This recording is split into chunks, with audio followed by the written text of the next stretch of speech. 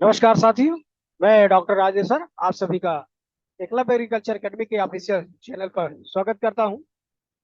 आज कृषि छात्रों के लिए या लोक सेवा आयोग प्रयागराज के द्वारा सम्मिलित कृषि सेवा परीक्षा के संबंध में एक बहुत बड़ा अपडेट आया है और उस अपडेट को ध्यान में रखते हुए हम सभी को उसकी पूरी जानकारी प्राप्त करके और एकदम तत्परता से अपने कार्य में संलिप्त होना चाहिए, क्योंकि अब आने वाला आपका ये जो 2023 का शेष बचे हुए आपके महीने हैं, इसमें आपको दो बड़े एग्जाम एग्रीकल्चर को देने को मिलेंगे और जो आपके भविष्य को बहुत आगे ले जा सकता है। और खूब मेहनत करिएगा उसके लिए और तैयार हो जाइए पूरा, क्योंकि आपको ये अवसर बार बार नहीं मिलेगा, क्योंकि इसके बाद किंतु किंतु परंतु का स्थिति खत्म हो जाएगी और सिर्फ और आपके पास अगर बेहतर तैयारी है, अगर एग्रीकल्चर में एक अच्छी समझ आप रखते हैं, तो एक अच्छी जॉब के लिए आप डिजर्व करेंगे। आज की जो सूचना है वो है सम्मिलित कृषि शिक्षा सेवा आयोग के द्वारा जो हमारा सम्मिलित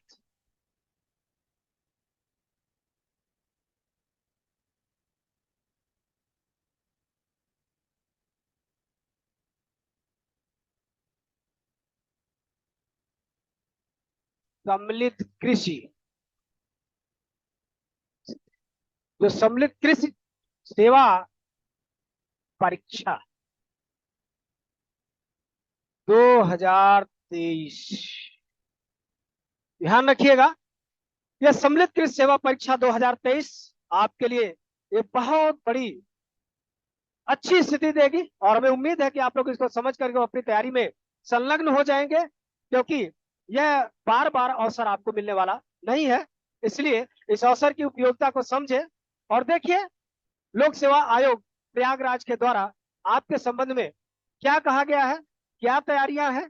इस तैयारियों के संबंध में हमारे संस्थान एकलव्य एग्रीकल्चर एकेडमी के द्वारा एसटीए का जो इसके पहले का विज्ञापन रहा उसमें काफी अच्छा प्रदर्शन दिया गया था। काफी हमारे छात्र अंतिम रूप से चयन सूची में आए और इसी के लिए एसटीए के विज्ञापन को लेकर के हमारा संस्थान पुनः नए बैच को ऑनलाइन और ऑफलाइन दोनों मोड में लॉन्च करने जा रहा है। तो इच्छुक अभ्यर्थी इस सभी को जो अभी आगे हम बताने वाले हैं उन सभी को देखते हुए आप सभी लोग अपना निर्णय लीजिएगा आपको क्या करना है, क्योंकि जब चीज स्थितियां स्पष्ट होने लगे तो हमें अपने निर्णय को ले लेना चाहिए, क्योंकि देर से लिया गया निर्णय भी उसका कोई परिणाम नहीं आता है। इसलिए समय से सही दिशा में अपने कार्य को करना ही हमारी सफलता का सबसे बड़ा मूल मंत्र होता है। तो आइए हम आपको दिखाते हैं कि इस संबंध में आयोग के द्वारा मीडिया को क्या सूचना दी गई है। आप इसको जब आप देखेंगे तो आपको एक चीजें समझ में आ जाएगा कि देखिए आप ये लिखा है बड़ी भर्तियां जल्द, अब ओटीआर जरूरी। पहला काम, जो भी छात्र ओटीआर अभी तक नहीं किए हैं, वन टाइम रजिस्ट्रेशन अभी आप नहीं किए हैं, ये ओटीआर वहां के लिए है जो लोक सेवा आयोग उत्तर प्रदेश प्रयागराज के द्वारा जो विज्ञापन आएगा उन सभी भर्तियों में सम्मिलित होने के लिए सभी छात्रों को या सभी परीक्षार्थियों को अभ्यर्थियों को ओटीआर करना आवश्यक होगा। बिना ओटीआर के आप किसी भी परीक्षा में सम्मिलित नहीं हो पाएंगे, ठीक है।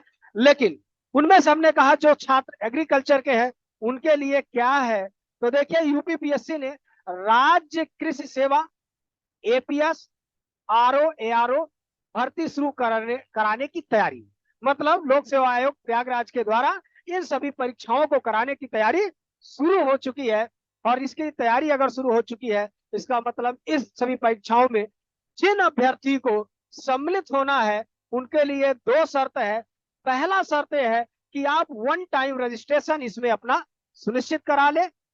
दूसरा, इसके संबंध में इसके सिलेबस को ध्यान में रखते हुए अपने कार्य को प्रारंभ करना शुरू कर दें, क्योंकि अगर आज भी विज्ञापन आ जाए तो कम से हमें 3 से 4 महीना लग जाएगा अपने सभी उसमें एक बेहतर स्थिति बनाने के लिए, ठीक है। तो अब आपको आगे निर्णय लेना है कि आपको उसमें क्या करना है। तो देखिए इसमें ओटीआर के बारे में ही सारी बातें बताई गई है। लिखा है यूपीएससी की ओर से सम्मिलित कृषि सेवा परीक्षा, देखिए यहाँ पर लिखा है अपर निजी सचिव परीक्षा समीक्षा अधिकारी, सहायक समीक्षा अधिकारी भर्ती सहित अन्य प्रमुख भर्तियां जल्द ही शुरू की जा सकती है। इन भर्तियों के लिए आयोग को रिक्त पदों का अधियाचन मिल चुका है। इसका मतलब अधियाचन आ चुका है इनके पास। कुछ भर्तियों में अर्हता स्पष्ट नहीं है, जबकि कुछ भर्तियों में समकक्ष अर्हता को लेकर शासन स्तर से स्थिति स्पष्ट की जा चुकी है। ध्यान रखिएगा, आपका एसटीए का विज्ञापन एक बार आ चुका है और उनमें किसको किस पद के लिए कौन सा सब्जेक्ट कहां पर रखा जाएगा, इनमें कोई विवाद, पहले ही हमारे विज्ञापन में कोई विवाद की स्थिति नहीं आई। इसका मतलब हमारी वाली में, जो एग्रीकल्चर वाली में है, वो हमारी स्थिति स्पष्ट है, इसलिए आपका विज्ञापन आने में कोई दिक्कत नहीं आएगी। इस बात को समझिएगा। आगे लिखा, आयोग की सभी भर्ती परीक्षाओं में 1 अप्रैल 2023 से अभ्यर्थियों के लिए ओटीआर अनिवार्य कर दिया गया है। आयोग की बड़ी भर्तियों में 6 से 7 लाख अभ्यर्थी शामिल होते हैं, जबकि ओटीआर करने वाले अभी अभ्यर्थियों की संख्या इससे कम है। इसका मतलब जो प्रत्येक वर्ष परीक्षा में शामिल होने वाले अभ्यर्थी होते हैं, उनके आयोग ये डाटा बता रहा कि 6 से 7 लोग होते हैं, 6 से 7 लाख लोग होते हैं। लेकिन अभी उस अनुकूल अगर रेशियो अनुपात में रजिस्ट्रेशन उतना ओटीआर का नहीं हुआ है। इसका मतलब अभी सभी लोग नहीं किए हैं। ध्यान रखिएगा, आपको पुनः अवगत करा रहा हूं, अगर आप ओटीआर नहीं किए होंगे तो आप आने वाले परीक्षाओं में सम्मिलित नहीं हो पाएंगे। इसमें कोई गलती ना करें, सबसे पहले आयोग पे जाकर अपना ओटीआर करें। आयोग ने अभ्यर्थियों को सलाह दी है कि संबंधित भर्तियों का विज्ञापन जारी होने से पहले ओटीआर की प्रक्रिया पूरी करके ओटीआर नंबर अनिवार्य रूप से प्राप्त कर ले, जिससे विज्ञापन की अवधि में ऑनलाइन आवेदन से वंचित ना रह जाए। बार बार आयोग के द्वारा ये आपको सुझाव दिया जा रहा। तो ये आपका सम्मिलित कृषि शिक्षा सेवा आयोग के द्वारा के लिए था, और हमें उम्मीद है कि आप अब इस बात को पूरा समझ पाएंगे। इसलिए जिनको भी, अब देखिए, सम्मिलित कृषि सेवा परीक्षा के द्वारा कौन कौन से पदों को भरा जाएगा, ये भी आप ध्यान रखिएगा। देखिए, जिला उद्यान अधिकारी, जिला भूमि संरक्षण अधिकारी, ठीक है, जिला कृषि अधिकारी, ये सभी जो है आपके जो पद भरे जाएंगे वो सम्मिलित कृषि शिक्षा सेवा के द्वारा ही भरे जाएंगे। इसलिए इन किसी भी पदों के सापेक्ष में यदि आप तैयारी कर रहे हैं तो आपको इस आयोग के ओटीआर को भर करके और सिलेबस को ध्यान में रखते अपना काम शुरू कर देना होगा, ठीक है। क्योंकि एसटीए के लिए बहुत सारे पदों के लिए आपको भी पता है मास्टर डिग्री की या प्रास्नात्मक शिक्षा आवश्यक है, लेकिन जिला कृषि अधिकारी, जिला भूमि संरक्षण अधिकारी, जिला उद्यान अधिकारी, ठीक है, इन सबों के लिए आपको भी पता है मिनिमम योग्यता बीएससी एजी या अप्लाइड एलाइड सब्जेक्ट है। इसलिए आप सभी अपनी इन परीक्षाओं में सम्मिलित होने के लिए एकदम जी जान से लग जाइए। यह आपके लिए बहुत अच्छा अवसर है और उम्मीद करता हूं कि आप लोग इसमें बेहतर कर पाएंगे। इन्हीं शुभकामनाओं के साथ हम मिलेंगे आपको अगले वीडियो में। तब तक के लिए धन्यवाद।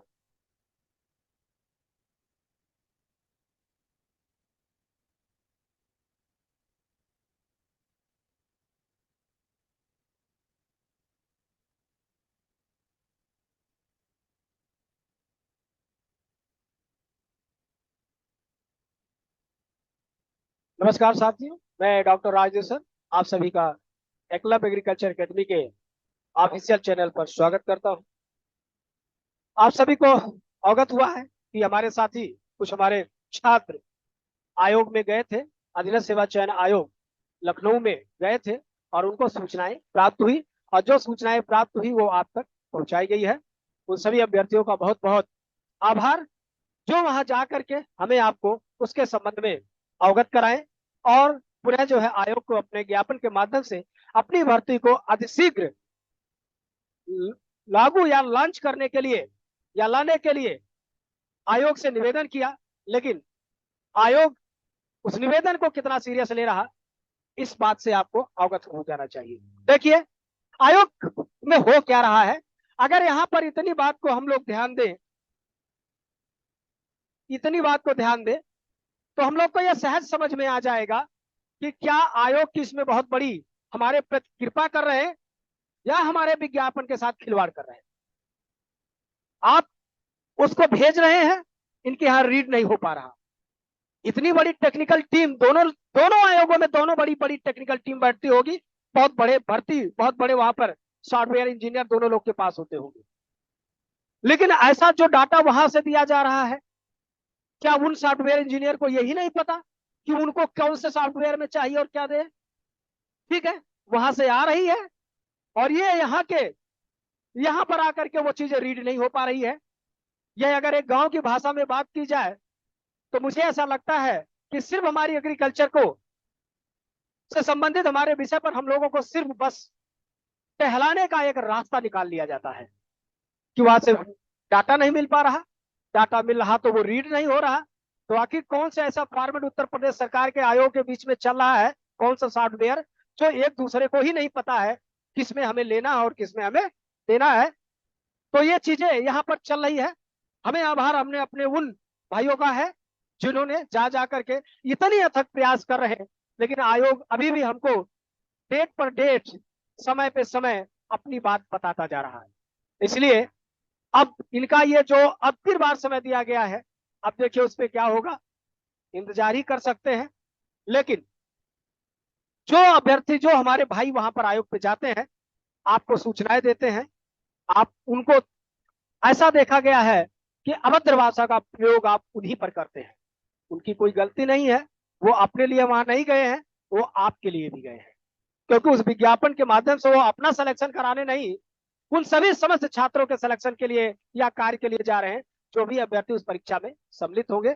इसलिए एग्रीकल्चर के उन समस्त छात्रों से हमारा आग्रह है कि जो भी छात्र, जो भी अभ्यर्थी इन सभी सूचनाओं के लिए अपने घरों से निकल करके, अपने पैसा खर्च करके, अपने समय को दे करके वहां जाकर आप तक सूचना पहुंचाते हैं, उनका साहस बढ़ाइए, उनको धन्यवाद दीजिए, ना कि उनका जो है आप अपमान करिए। तो इसलिए, क्योंकि उनकी कोई गलती नहीं, साफ साफ ये गलती ये आयोगों के बीच की है। ठीक है, यह एक दूसरे पे आरोप और प्रत्यारोप पे लगे हैं, ना कि उसको जो है पूरी तत्परता से काम में लगे हैं। वहां जाने के बाद तो जितनी तत्परता से वो अपनी बात रखते हैं, अगर उतनी तत्परता से काम किया गया होता तो ये काम पूरा जून बीत गया, पूरी जुलाई बीत गई और ये लोग एक सीडी को लेकर के जो है अभी तक फंसे हुए पड़े हैं।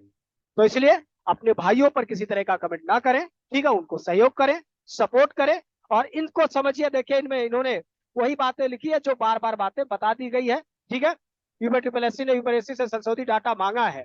इस मामले पर अभ्यर्थियों ने सोमवार को यूपीएससी बिल्कुल आपके भाई लोग गए थे, वहां पर उन्होंने दिया है। ठीक है, और हम लोग उम्मीद करते हैं कि ये बातें आप भी समझेंगे और अपने भाइयों का बिल्कुल सहयोग करें। ठीक है, क्योंकि इन सब के लिए कोई स्टूडेंट वहां जा करके सिर्फ ये मान के कहे, अगर मैं कहूं तो ये हमारे आपके काम के लिए जाते हैं। ठीक है, तो चलिए, उससे भी बड़ी बात है कि आपको ये बिग अपडेट मिल चुका है और आप लोग अपनी तैयारी में लगे रहिएगा। तो हम मिलते हैं अगले वीडियो में, तब तक के लिए आप सभी को धन्यवाद।